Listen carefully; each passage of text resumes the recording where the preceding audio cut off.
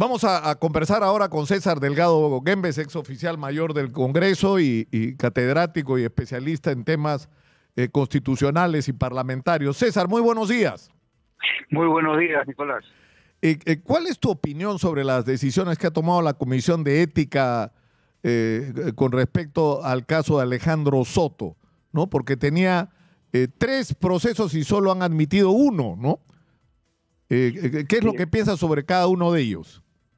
Mira, Nicolás, en principio creo que es importante tener presente que el fenómeno ante el que nos encontramos, que no es un fenómeno aislado, porque afecta a una sucesión de hechos dentro del Parlamento peruano, es una sucesión de acontecimientos que escapa a la provincia del derecho en realidad, porque hay una serie de aspectos que deben ser analizados de manera interdisciplinaria para comprender el fenómeno ante el que nos encontramos. El derecho se queda corto. En principio, el Estado de Derecho es un Estado en el que se supone que no te pueden a ti sancionar a menos que esté expresamente prevista la sanción y el tipo por el que se te sanciona dentro de nuestro ordenamiento jurídico. Pero nos encontramos ante fenómenos que van más allá del ámbito meramente institucional, porque debajo de la institucionalidad se cultivan una serie de formas de una cultura en realidad que riñe con los patrones básicos de una organización comunitaria. Por eso es que pienso que de repente me quedo corto si es que me quedo solo en el ámbito propiamente jurídico o parlamentario. Necesitarías consultar con otro tipo de expertos como etnólogos, como economistas o como psicoanalistas para que hagan una interpretación respecto de fenómenos que son más bien o tribales o propios de una sociedad de mercado o de un sujeto que está apareciendo que no es el sujeto al que hemos estado acostumbrados hasta la fecha. Ahora, luego de 55 años del golpe de Velasco en el año 1968. Lo que te puedo decir sobre el tema es que hay 3 casos que está viendo la Comisión de Ética, 2 de los cuales han sido no admitidos y el tercero sí ha sido admitido, que es el relacionado con el voto del señor Alejandro Soto respecto de la ley 31751 que tiene que ver con la prescripción de delitos. Ese va a ser probablemente el caso más fácil para solventar su liberación y su inocencia en el caso del señor Alejandro Soto. Claro. Pero de los otros dos hay uno que tiene que ver con el caso de los mochasueldos, que es un caso prácticamente común y corriente porque es lo que estaba ocurriendo con mayor frecuencia desde los años 90 en general.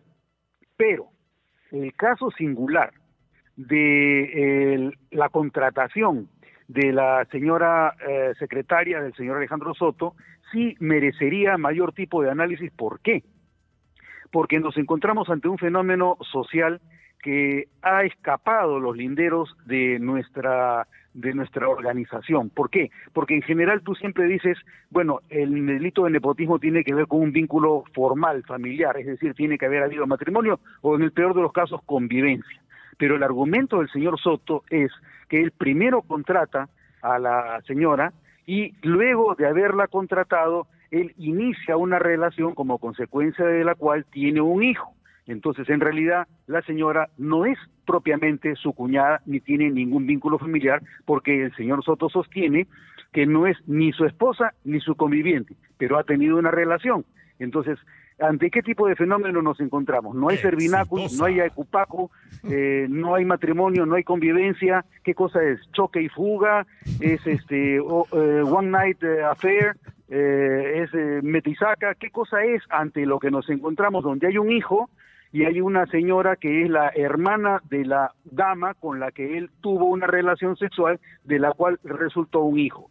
Ese tipo de fenómenos escapa a lo regulado por el derecho, porque se supone que efectivamente a menos que tú tengas una relación matrimonial o convivencia, tú no debieras tener ningún tipo de impedimento, pero esa reflexión es la que debió ser materia de análisis en mayor profundidad precisamente por la Comisión de Ética del Congreso, cuyo objetivo no es propiamente jurídico, su objetivo es realizar argumentos que vean la moral pública.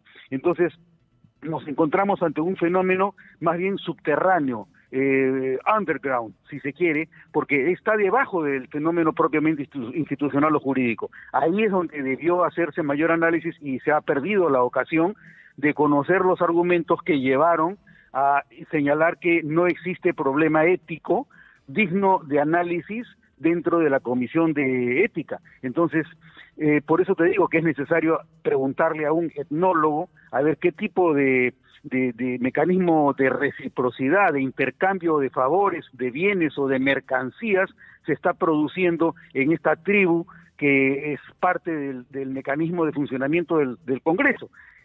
Por eso es que de repente también un psicoanalista te podría decir que el modo de producción en el que nos encontramos en el Congreso no es ni el modo de producción asiático ni el modo de producción capitalista, sino un modo de producción copromórfico, porque estamos ante una producción de excrementos de carácter moral o social que no llegan a ser comprendidos ni integrados dentro de los procesos institucionales del Congreso peruano. Eso es lo que te podría decir, mi querido Nicolás. Es que para no creerlo, César, ¿no? O sea, ¿tú alguna vez imaginaste que este fuera el nivel de discusión y de temas y de personajes que... O sea, estamos hablando del presidente del Congreso de la República, ¿no?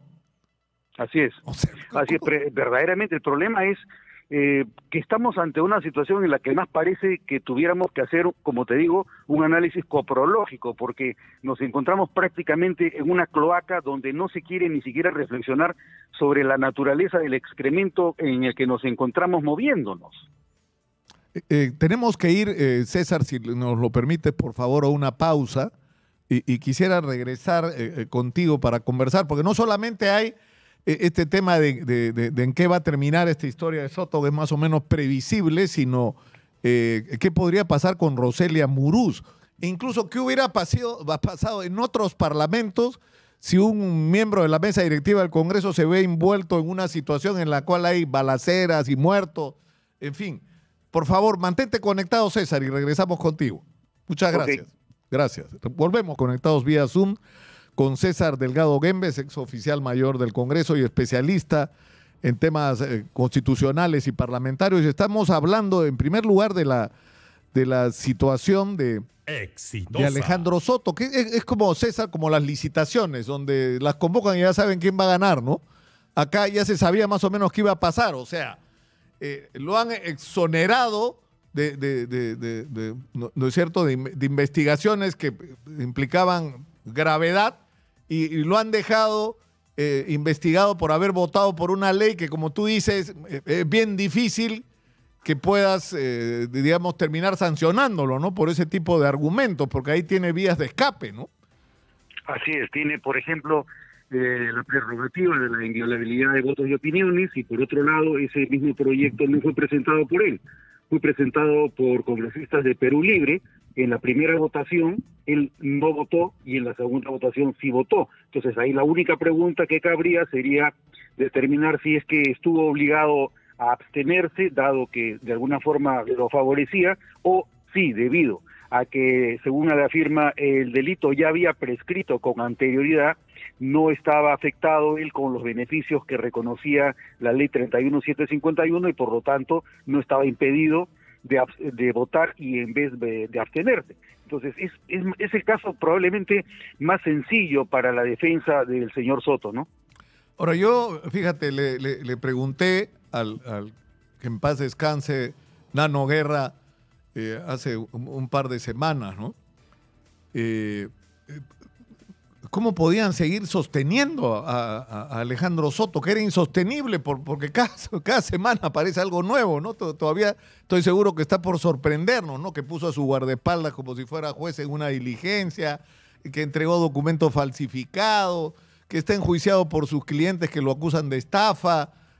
O sea, está metido en cada cosa, ¿no?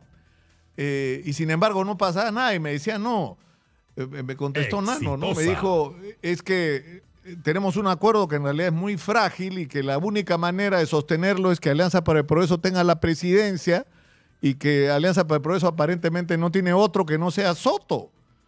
Entonces, o sea, es tremendo lo que me dijo. En el sentido de que las decisiones se toman no en función de qué es lo mejor para la institución del Parlamento tan venida a menos, sino de las componendas, ¿no?, entre los partidos para tener el control de la mesa directiva y mantenerse hasta el 2026 con uñas y dientes, ¿no? El problema, Nicolás, parece ser que lo que estamos presenciando son los límites de un régimen democrático, porque todo lo que está ocurriendo se ampara en las normas actualmente existentes, que son parte del régimen político y del régimen democrático. En lo que discrepamos siempre no es en que se cumplan o no se cumplan las reglas, sino en que hay una dimensión adicional a la del derecho y a la de los patrones democráticos que tiene que ver con exigencias de naturaleza ética. Si no hay una moral pública detrás, entonces encontramos que la democracia nos resulta corta, queremos más, no nos satisface un régimen puramente democrático donde puede ocurrir lo que está ocurriendo, es decir, el toma y daca. Yo voto por ti, pero luego yo te tengo que respaldar, porque de lo contrario todos podemos perder. Entonces, si todos ganan, claro, accediendo a formas que nos resultan moralmente repudiables, obviamente la decisión puede ser formalmente democrática y legal. Dentro de un Estado de Derecho no debería haber problema, pero el Estado de Derecho se queda corto cuando la exigencia es no de carácter jurídico, sino de carácter ético. Entonces la pregunta es, ¿quién define qué es lo ético? En un Estado de Derecho obviamente no cabe ese tipo de enfoque, pero obviamente no nos quedamos contentos con eso. Por eso la gran pregunta es, ¿cuál es la base ética de un régimen democrático o republicano? ¿Estamos de acuerdo en que queremos democracia? Sí, bueno, la consecuencia será la que estamos teniendo ante nuestros ojos. No nos satisface. Entonces, por eso es que el único filtro para optimizar las ventajas que tiene un régimen democrático es que los operadores, los actores, los protagonistas, los agentes de la intermediación, que son las organizaciones políticas, se esmeren en proponernos a candidatos que han sido previamente calificados, no solamente a nivel cognitivo, sino a nivel también de su probidad y su idoneidad moral. Ahí está la falla de nuestro sistema político, mi querido Nicolás. Ahora, para terminar, César, ¿qué puede pasar? Diego Bazán, el presidente de la Comisión de Ética Parlamentaria, ha dicho que Roselia Muruz podría tener un proceso en esta comisión. El tema es que el incidente es bochornoso, ¿no es cierto? Ella dice que ella no organizó la fiesta, pero y que el señor ¿no? Paul, ni me acuerdo cómo se apellida este excongresista, Paul García, no tiene ninguna relación, pero tienen, o sea, ya. Lo cierto es que organizaron una fiesta para celebrar el cumpleaños de este hombre y que esto terminó como terminó, ¿no es cierto? O sea, ¿qué podría pasar con la congresista? Porque a mí una cosa sí me llamó la atención, aunque ella dice que no participó en la organización del evento. Porque si tú organizas un evento y en ese evento hay violencia, o sea, lo único que no haces es irte. O sea, tú tienes que quedarte ahí, ¿no es cierto? Sobre todo si tienes esa condición, eres una representante del primer poder del Estado, ¿no?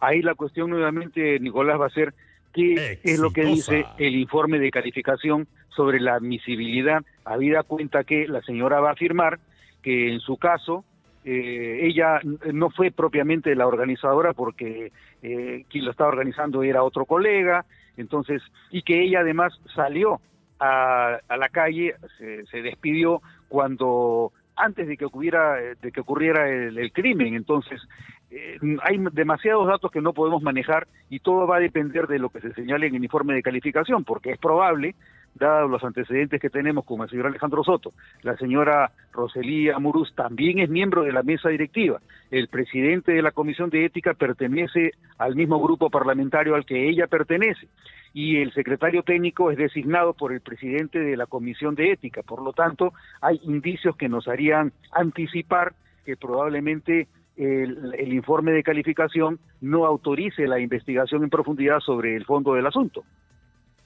Bueno, así estamos, mi querido César, y podemos estar de otra manera, creo yo, ¿no? Creo que podemos, no solo merecemos, necesitamos con urgencia pasar el Caterpillar, ¿no es cierto? Y la fumigación y construir una nueva clase política en el Perú. César. Creo que Sí. el Perú merece otra Ese, cosa. ese es nuestro reto, mi querido Nicolás, pero la pregunta es ¿de dónde salen? Porque todo partido que se funde tiene que ser sobre la base de ciudadanos, tienen que ser ciudadanos que aspiren a algo mejor para todos nosotros y que no estén buscando solamente espacios o cupos para ganar en fama o ganar poder o ganar dinero. Ese es el principal reto. Pasar la página de este tipo de sociedad mercantil en la que nos encontramos, donde todo tiene un precio. Lamentablemente hemos pasado de la economía del mercado a una sociedad de mercado donde todo se compra y todo se vende. Exitosa. César, te agradezco mucho, como siempre.